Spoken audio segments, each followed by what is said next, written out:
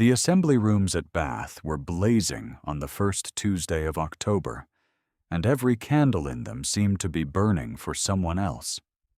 Eleanor stood at the edge of the entrance hall with a parcel from the mercer's shop tucked under her arm and a gown that was 2 seasons out of fashion, and knew it.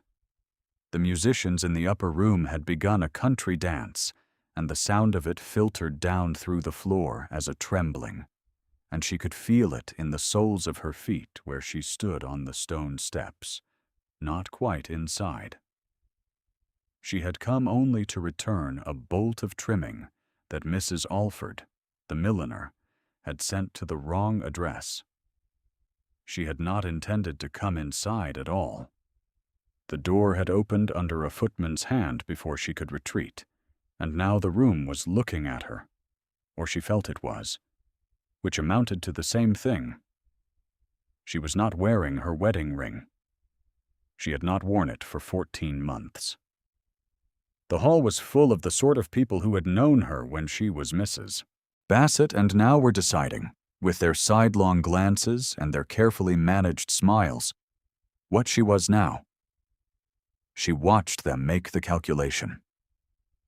She had grown accustomed to watching it be made. The season had rendered its verdict in March. When the decree was read aloud in a cold London chamber, with George Bassett sitting 3 rows away and looking at the floor, and the verdict had followed her to Bath in August, and here it was again in October, dressed in silk and holding a fan. She was crossing to the far corridor when she registered a stillness at the opposite side of the hall. She did not look directly. She had learned not to look directly at things that might look back. She caught only an impression: a tall figure near the terrace door, a navy coat, dark eyes already settled on her before she had quite entered the room. She felt the weight of the attention the way one feels a change in the temperature of air, without being able to name its source. She moved on, her own eyes forward, the parcel under her arm, her back straight. Behind her she heard a woman's voice, low and carrying, a voice accustomed to being attended to. "The Bassett woman," the voice said, and then, a half-beat later, cooler and more precise. "A divorced woman. One hardly knows where to look." Eleanor did not stop walking. She did not alter her pace or the angle of her shoulders. She had learned that, too. The sentence landed on her back like a stone dropped on still water, and she carried the ripple of it with her into the corridor, and she did not let it reach her face. She completed the errand. She thanked the room's manager and declined the glass of wine he offered. She left the building in 3 minutes, 30 seconds, which she counted internally, as she had learned to count the duration of such moments. She did not notice that the man at the terrace door had not moved from his position for the full duration of those 3 minutes, and that he had not once looked at the woman who had spoken, though the woman was standing at his shoulder. She would not have believed it if she had been told. She walked home through the cold October air with the tortoiseshell miniature of her mother tucked in her coat pocket, where she carried it always, and she thought, "It is the same in every room. Adjust accordingly." She was 26 years old, and she had already buried her father, lost her marriage, and reduced her domestic establishment to 2 rooms and a landlady who served questionable mutton. She had done all of it without causing a scene. That, at least, was something. It was not much. It would have to be sufficient. The Bath season had a machinery to it, and Eleanor had spent enough years on the periphery of that machinery to understand how its gears turned. She had come to the city in August with a letter of introduction from her father's solicitor and a recommendation to Mr. Ellsworth, who kept the mercer's shop on Milsom Street, and she had spent 6 weeks proving to Mr. Ellsworth that she could manage a ledger and maintain the correspondence without error, and Mr. Ellsworth, who was a practical man, had concluded that her past circumstances were less relevant to him than her handwriting, which was excellent. She earned enough to pay the rent on the rooms in Sydney Place, and to maintain herself with a dignity that was modest and real. She did not supplement her income by borrowing on expectation or writing to relatives. She did not accept charity. These were the choices she had made in the spring, alone in a rented room in London with the decree in her hand and the sound of traffic below the window, and she had not yet found occasion to revise them. The divorce had not been her idea. She wanted to be plain about that, at least to herself, even if she was plain about nothing else to anyone. She had been his wife for 6 years, and the 6 years had been ordinary years, quiet and steady, with a house in Wiltshire that she had managed well, and a husband who was pleasant in company and inattentive in private, and she had made a life inside those parameters without distress. She had not been passionate about him. She had been competent at being his wife, which had seemed to her at the time to be a reasonable thing to be. Then he had met Miss Clara Vane at a card party in Bristol, and the next 18 months had been a different kind of education entirely. She did not dwell on the particulars of that education. The particulars were available in the public record and had been noted in the relevant gazette, and were accessible to anyone who chose to be interested in them, and she had learned that a great many people chose to be interested. What she dwelt on instead, in the quiet of her 2 rooms in the evenings, was the morning the decree was read aloud, and the specific quality of the feeling she had then, which was not grief exactly, and not relief exactly, and which she had eventually identified as the feeling of having been told a thing she had not quite known she believed. She was not the kind of woman who got chosen. Not deliberately. Not finally.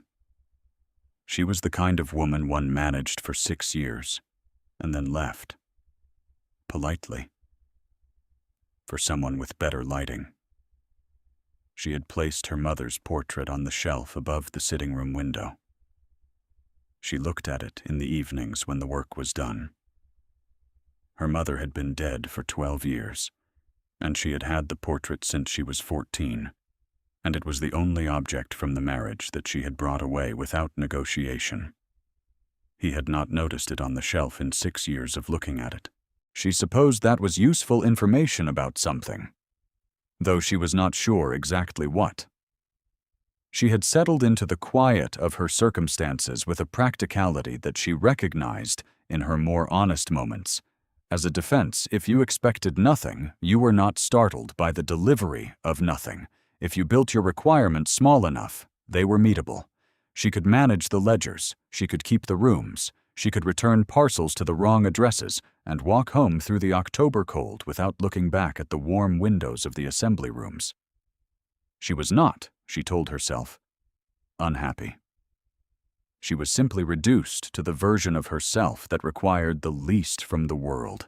If you have found yourself, in your own quiet moments, watching someone else make exactly this kind of peace with their circumstances and wanting to reach through the page and stop them, then you know already how this story goes. Stay with it a little longer.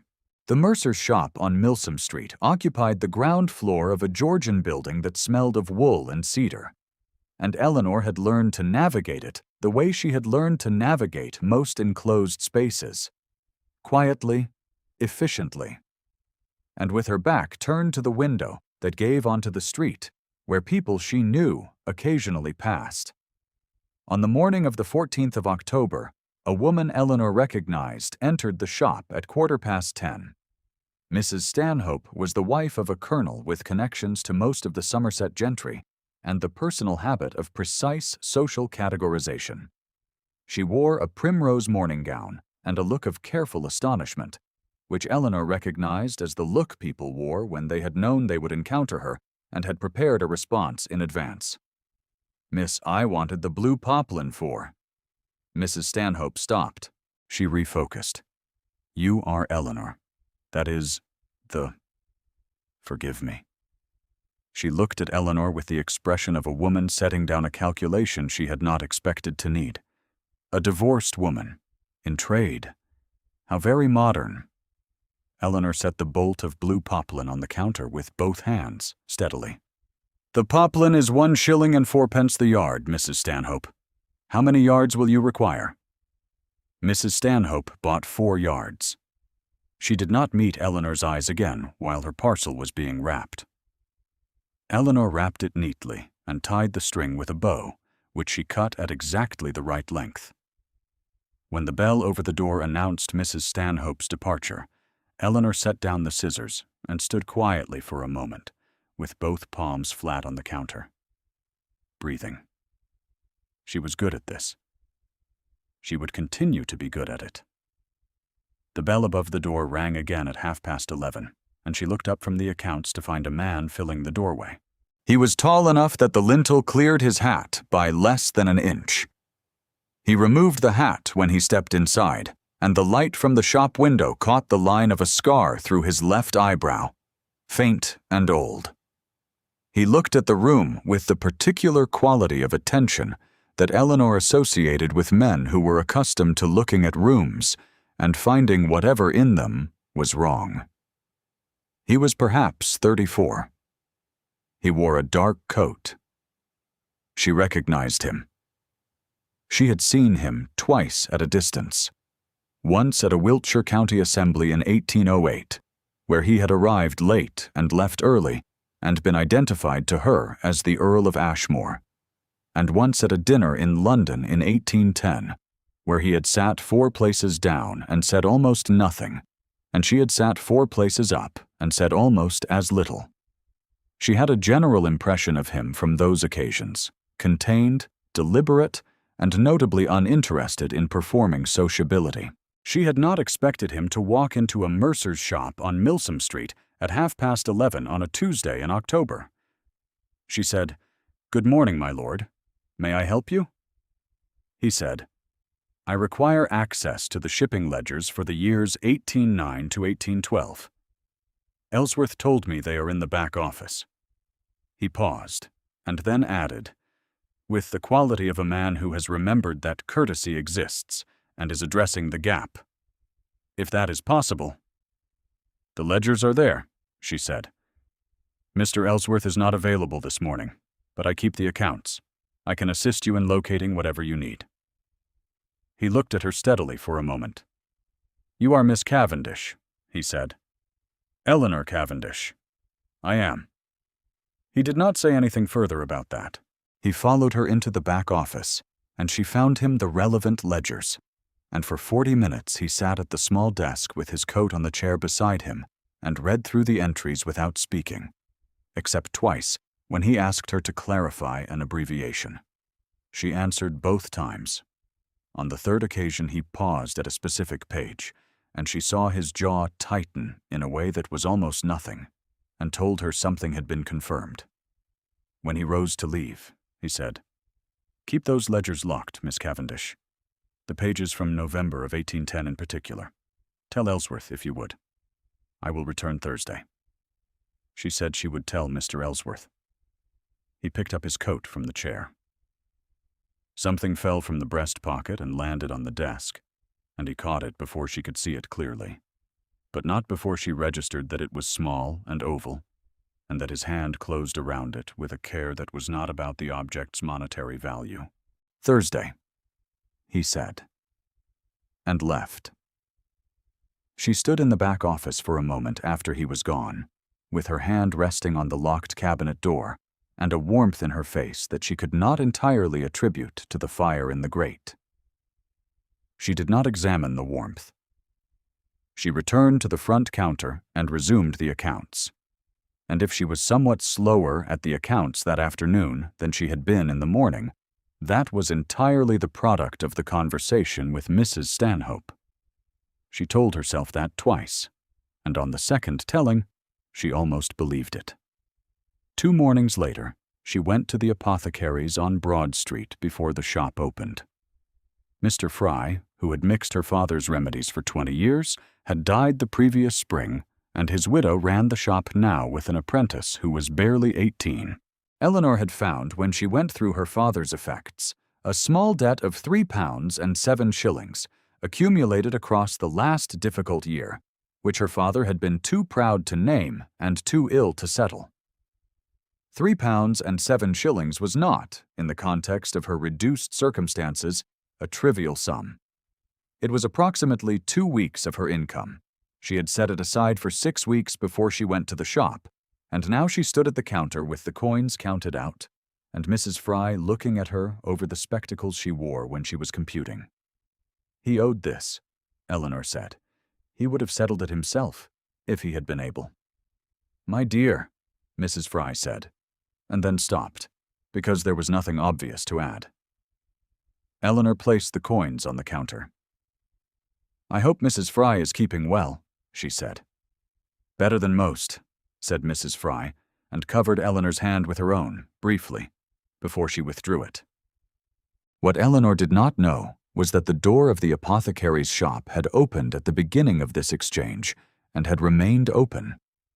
What she did not know was that the man in the doorway had come for a routine preparation and had stopped when he saw her at the counter and had not moved and had watched the full 3 minutes of the transaction.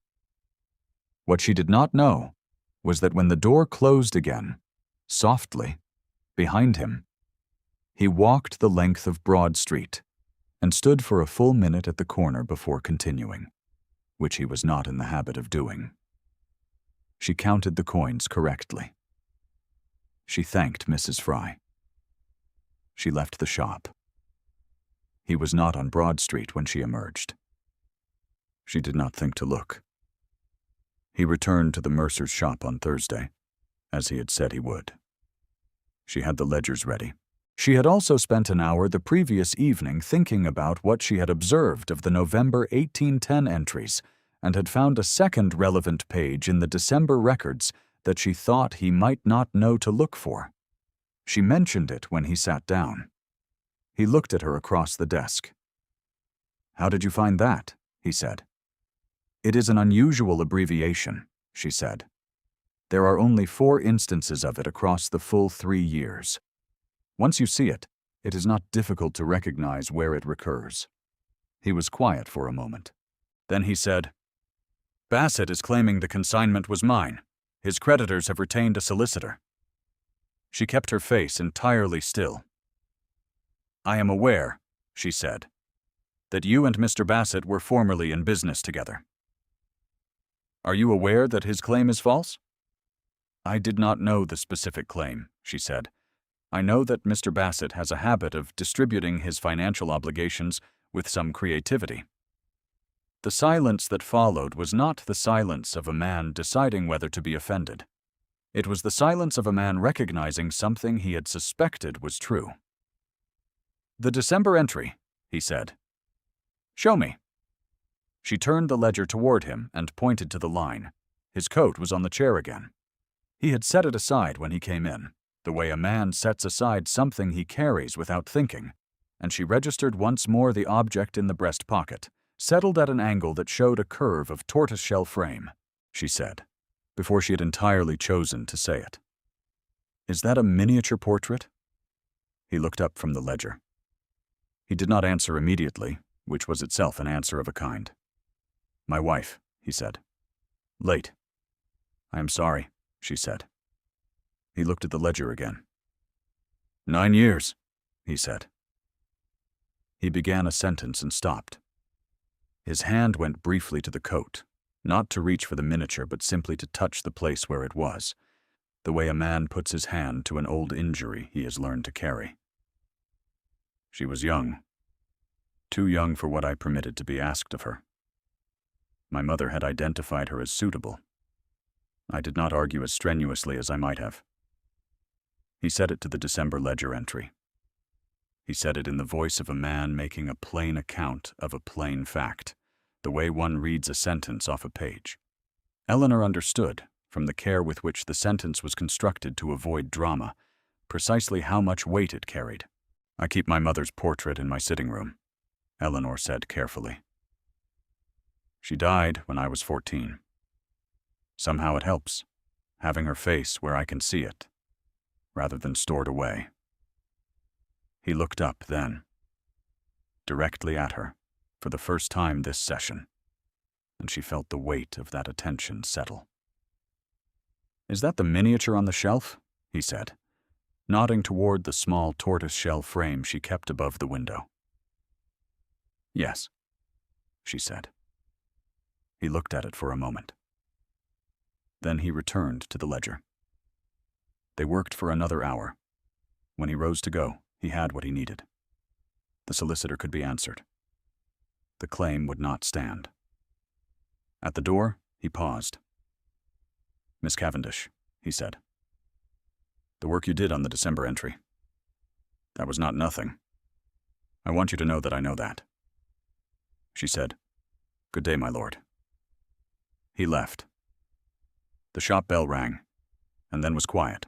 She sat in the back office for a long time with the December ledger open on the desk and her mother's portrait on the shelf, and a quality of feeling in her chest that she could not name, and that she therefore did not name, because she had learned that naming feelings was only useful if the feelings were ones you were allowed to have. George Bassett arrived in Bath on the 22nd of October with a hired post-chaise and a reduced suite of luggage, and the kind of expression that men acquire when the story they have been telling themselves has lately been revised by circumstances they did not author. Eleanor saw him through the window of the mercer's shop at 20 minutes past 9 in the morning, which gave her approximately 10 seconds to compose herself before he opened the door. He looked older than she remembered. This was not, she reflected, unreasonable. She had last seen him in the distance at a London proceeding 14 months ago, and the intervening months had done their work on his jawline and on the slightly too bright quality of his eyes. He was still dressed well, though on closer inspection the coat was last season's and the buttons had been replaced with lesser ones. She noted these things the way she noted a discrepancy in a ledger column, without judgment, but with clarity. "Eleanor," he said. He had always said her name as though it were a small privilege. "Mr. Bassett," she said. He looked at the counter, the bolts of cloth, the neat rows of accounts on the shelf behind her. "So it is true," he said, with a kind of tender regret that she recognized as the version of himself he considered most sympathetic. "You are working here." "I keep the accounts," she said. "May I assist you with something? We have an excellent selection of superfine in 3 weights. He almost smiled. "You are very composed." "I have had practice," she said. He told her then, in the manner of a man who had rehearsed the essential sentences and was now discovering that the unrehearsed ones were the ones that mattered, about Clara Vane.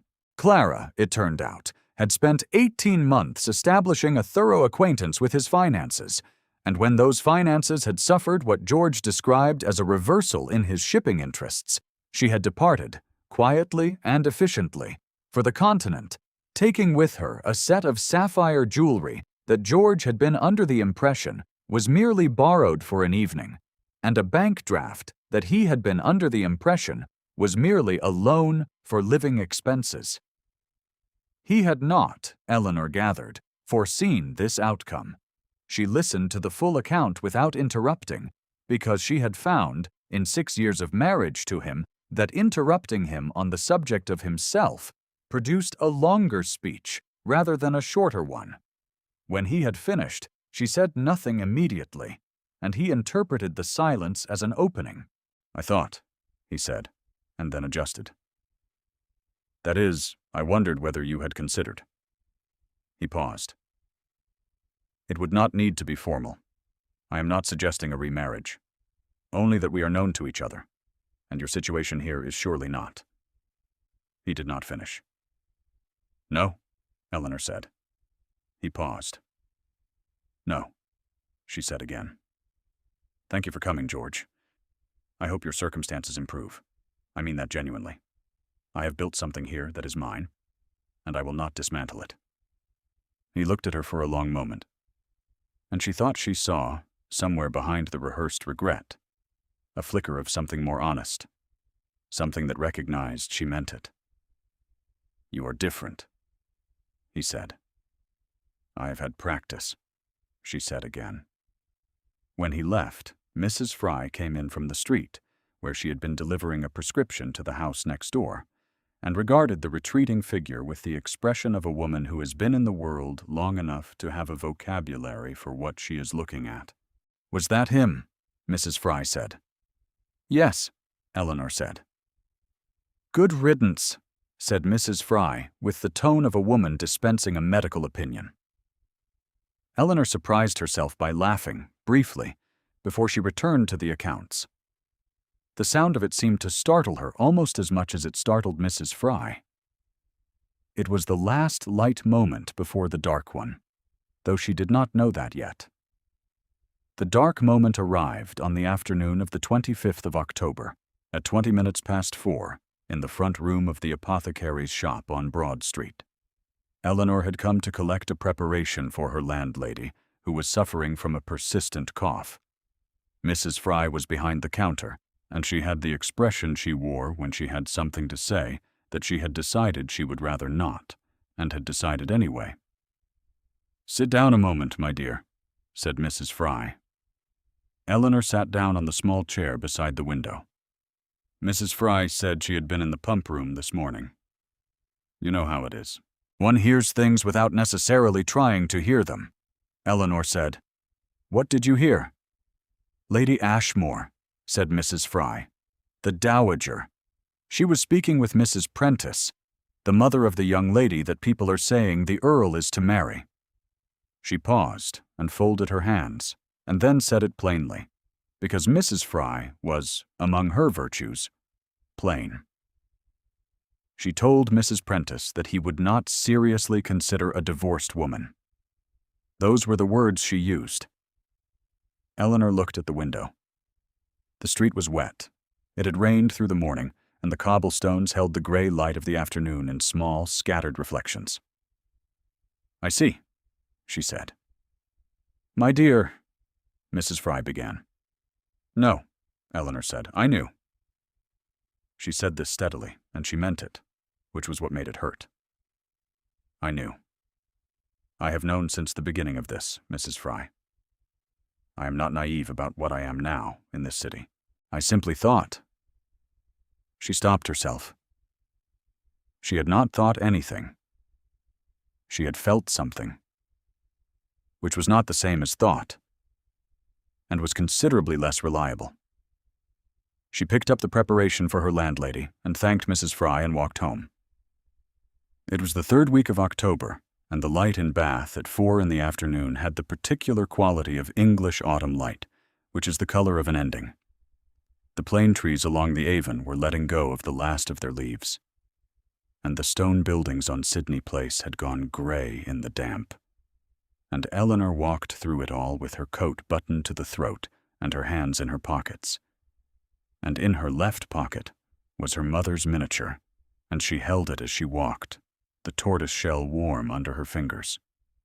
They are saying it in the pump room, Mrs. Fry had said. He would not seriously consider a divorced woman. She had not seriously thought he was considering her. She had not allowed herself to seriously think it. She had thought instead about ledger entries and December abbreviations and the quality of attention from dark eyes and the way a man puts his hand to a place where he carries grief, and she had told herself that these were observations, merely, and not things she had invested in. She sat down in her 2 rooms in Sydney Place and placed the miniature on the table before her and looked at her mother's painted face, which was small and clear and did not offer advice. I know, Eleanor said to the miniature and to herself, which was the same conversation. I know it perfectly well. She was not going to cry. She had not cried in 14 months, and she was not going to begin now. She was going to sit here until she had mastered the exact shape of this feeling, and then she was going to get up and make herself tea, and in the morning she would open the ledgers and find whatever needed to be found, and be useful to the mercer's shop and to herself. And the Earl of Ashmore would marry Miss Prentice, who was young and unencumbered, and whose name did not appear in any London gazette. And that was correct and sensible, and she had no business expecting otherwise. She sat with the miniature until the tea went cold, and then she made herself another cup, and then she went to bed. In the morning, she opened the shop. The upper rooms on the evening of the 29th of October were given over to a concert of chamber music, and Bath society had assembled for it in the kind of numbers that the season could still produce in late autumn, when the serious London families had returned to town and the rooms were left to the steady residents and the winter arrivals. Lady Dorothea Holcroft, Countess Dowager of Ashmore, had been instrumental in organizing the program. Miss Arabella Prentice sat beside the Dowager in the front row of the concert room, in a gown of pale yellow silk, with her dark hair dressed to the fashion, and her posture conveying the composed anticipation of a young woman who has been told, in careful terms, that the evening is of some significance. Charles Deverell, Earl of Ashmore, arrived at the upper rooms at 8 o'clock, and stood near the entrance hall with a glass of wine he had no particular interest in, and a quality of attention that was, to anyone looking closely, directed not at the concert room but at a question he had been settling in himself for the better part of a week. He had settled it. The question had begun to settle on the morning he stood in the doorway of Mrs. Fry's apothecary shop and watched Eleanor Cavendish place £3 and 7 shillings on a counter for a debt she had not incurred and could not easily afford, for a man who would never be in a position to thank her for it. He had come in for a routine preparation. He had stood in that doorway for 3 minutes and watched a woman perform a small act of deliberate integrity, and then leave the shop without looking back to see if anyone had noticed. He had noticed. He had been noticing, if he was honest with himself, since the first Tuesday of October, when he had watched her walk through the entrance hall of these very rooms, with a parcel under her arm and her back entirely straight, and had heard his mother's voice say what it said, and had watched Eleanor's pace not alter by a single step. He had spent 9 years learning what it cost to defer to his mother's judgment about the correct thing. He had no interest in spending the next 9 years continuing that education. The door to the east corridor opened at 8:30, and Eleanor appeared in it. She was not dressed for the concert. She wore her plain working coat and carried a parcel tied in brown paper, and she looked toward the concert room with the expression of a woman calculating the most efficient route to the room's manager's office. She had come, he understood immediately, on an errand for Ellsworth's shop. She had not come as a guest.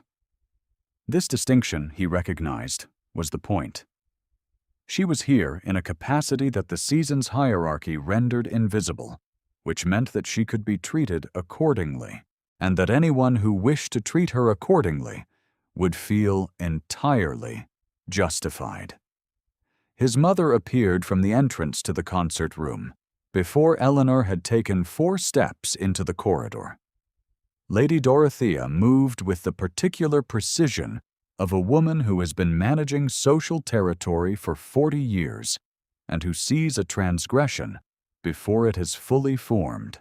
She intercepted Eleanor at the midpoint of the corridor with a smile that was warm, measured, and perfectly calibrated to convey that what came next was not cruelty, but merely management. "Miss Cavendish," Lady Dorothea said. "How unexpectedly convenient. Tradespeople with deliveries for the rooms generally find that the service entrance is more comfortable for everyone. On the left, as you go back toward the street," she gestured courteously. She was not raising her voice. She was not, by the norms of the world she inhabited, doing anything wrong. She was redirecting a divorced woman in a working coat from the corridor of a concert, attended by people of quality. And she was doing it with the tone of a woman offering a helpful suggestion. And there was not a witness in that corridor who would have found her at fault. Eleanor looked at her. Her face was very still. "Thank you, Lady Ashmore," she said quietly. She turned. Charles set down his wineglass. He crossed the corridor in 8 strides. Eleanor had not yet reached the door when he was beside her, and he was aware, at the edge of his attention, of the small group of guests who had come out of the concert room between sets and who were now watching, and of his mother's fan, which had stilled in her hand. "Miss Cavendish," he said. Eleanor turned. She looked at him, and he saw in her face the specific quality of a person who has been surprised by something they had decided not to hope for. He said, in the level voice he used when he had decided something and was prepared to be accountable for it, "Miss Cavendish is my intended. I have no other." He said it at a pitch that carried. He said it once. The corridor was very quiet. Lady Dorothea looked at her son. Her fan did not move. Her expression for a moment was not the expression of a woman who has been publicly overruled. It was the expression of a woman who has recognized, slowly and precisely, that the script she has been performing has been written for the wrong play, and that she has only now, at this moment, understood it. She was not, in this instant, calculating a response. She was reckoning with something. Miss Prentice, who had followed Lady Dorothea out of the concert room and who was standing 3 steps behind her, took 1 step backward, quietly, and looked at the floor. She was not humiliated. She was too composed and too young and too recently arrived in these arrangements to be humiliated. She was simply stepping back from a claim that had, it now emerged, never quite been hers to make. One of the guests near the concert room door said something low to his companion. His companion said, "Did he just?" A pause. "Yes," said the first man. Eleanor was looking at Charles. She was not looking at anyone else. Her expression, which he had spent 6 weeks observing in the careful and deniable way that men observe things they are not yet ready to name, had for the first time since he had known her gone entirely unguarded, and what was in it was not triumph, and not relief. Precisely. And not joy. Precisely. It was the expression of a woman who has spent 14 months reconstructing the version of herself that requires nothing from anyone, and who has just been asked, quietly and publicly, to let that version go. He held out his hand, palm up. She looked at it for a full second. He counted. She placed her hand in his. He said quietly, so that only she could hear, "I have been watching you since October. It has not been sufficient." "You might have said something earlier," she said, equally quietly. "I was arriving at a conclusion," he said. 3 weeks, she said. "I wanted to be certain I was right," he said. She looked at him, and something in her face did something he had not quite seen before, which was that the composure she habitually wore the way she wore her coat, buttoned to the throat against the cold, shifted very slightly, and what was underneath it was not performance at all. "Were you?" she said. "Yes," he said. The concert resumed in the room behind them, the strings finding their pitch and then settling into it, and Lady Dorothea turned and went back into the concert room without speaking, and the guests near the door followed her, and the corridor was empty. And Eleanor stood with her hand in Charles Deverell's and the parcel for the room's manager still tucked under her other arm, and neither of them said anything further for a moment, because nothing further needed to be said. The parcel was delivered. The room's manager received it without incident. Charles walked her home to Sydney Place through the October night, and the plane trees were nearly bare, and the gas lamps on the pavement cast long shadows, and they walked at the proper distance from each other, which was to say not quite far enough, and when he said good night at the door of her lodging-house, he held her hand again. Briefly, and the brevity of it was the kind of brevity that contains an entire paragraph. She went inside. She stood in her 2 rooms with her coat still buttoned and felt, for the first time in 14 months, the specific sensation of a person standing at the beginning of something rather than the end. It was an unfamiliar sensation. She was very careful with it. She placed her mother's miniature on the table and looked at it for a long time, and her mother's painted face looked back with the same expression it always had, which was not advice, precisely, but which meant something. Today, that it had not meant yesterday. The engagement was made formal on the morning of the 4th of November. Mr. Fielding, the solicitor, was present, not because the situation required managing, but because Charles had decided that anything he undertook to do with his life from this point forward should be done with full procedural clarity, and that what he was undertaking now was the most serious undertaking of his life, and it deserved to be treated accordingly. The settlement was generous. It was not the generosity of a man compensating for something he had taken. It was the generosity of a man who had decided to give, which is different. And Eleanor recognized the difference, which was why she did not object to the sum. Lady Dorothea sent a note that was brief and correct, which was the note of a woman who is not going to fight a battle she has recognized she lost before it began.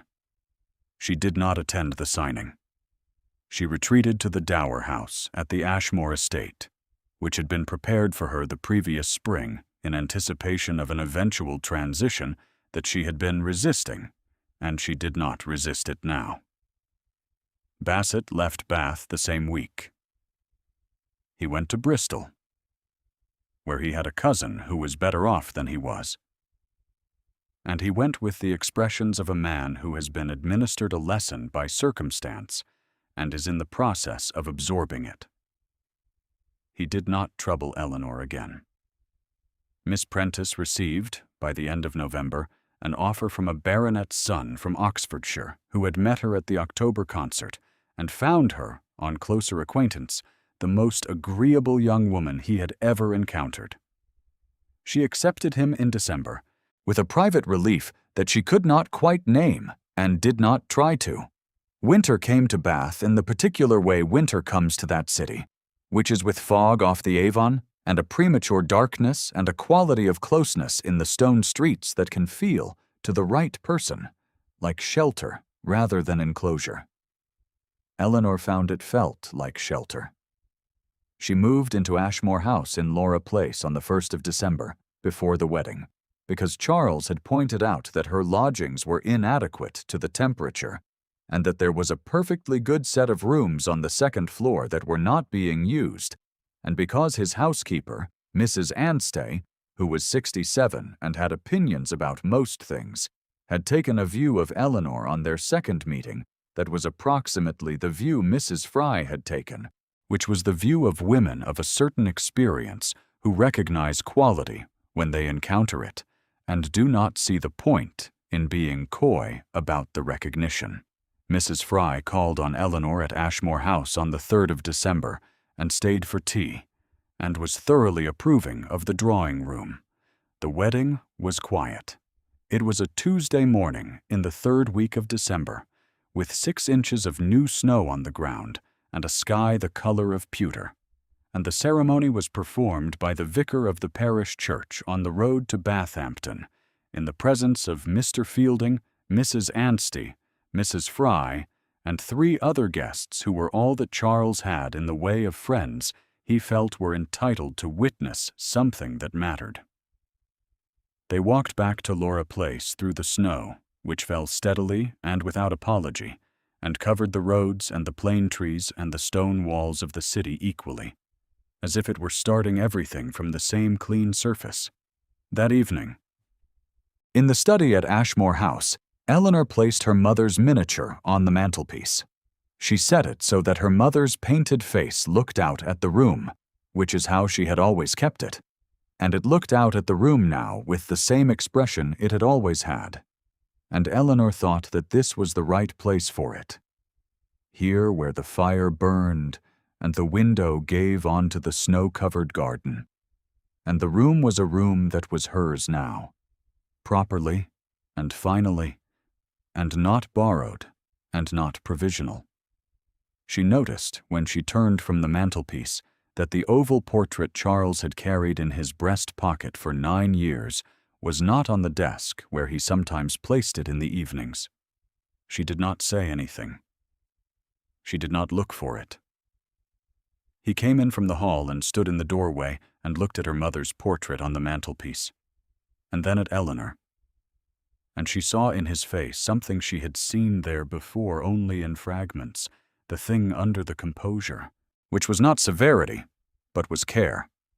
Deliberate and specific. The kind of care a man applies only when he is no longer willing to distribute it indiscriminately. "Your mother?" he said. "Yes," she said. "Good," he said. He crossed the room. He did not cross it in 8 strides this time. He crossed it in 2, because the room was smaller, and because the distance between them now required less covering. The fire burned. The snow came down outside the window, steady and unhurried, adding itself to everything that had already fallen.